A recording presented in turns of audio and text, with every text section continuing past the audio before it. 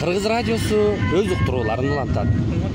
Ободо акын жана журналист Зайырбек Ажматовдун өзүнүн окуусунда көркөм ырларын уга аласыздар. Зайырбек Ажматов. Салам дос. Салам дос. Мен баягы жолдо турам.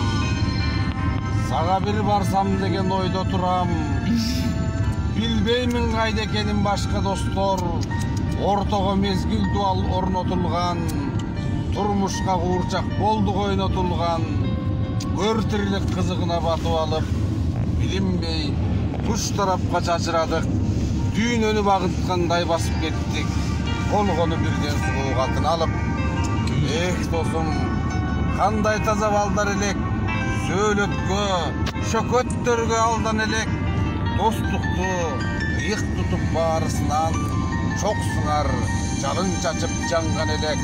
Чогулуп, манас, оон, жаңыр угуп, жаштыкты өнөр үчүн сайган элек.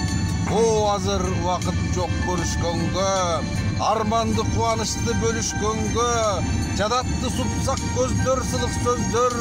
Мен бүгүн сага тайым барайынчы, ыр окуп анан досчо сөгүшкөнгө.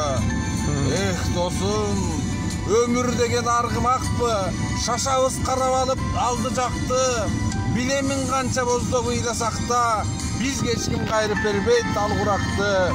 Емитүп ырдап бербейт баягыдай, капилет жоготконбуз калмуратты. Оонун уккан сайын ыйлайт жүрөк, мени бир уур сана кыйнап жүрөт. Барында бапыратып мактай албай, калдык биз ошол досту сактай албай. Эх досум, а мен болсо оңолбодум, махабат тартка айланды айыкпаган. Дагы эле өксүгүмдү жоготподум, дагы эле баягыдай азаптанам.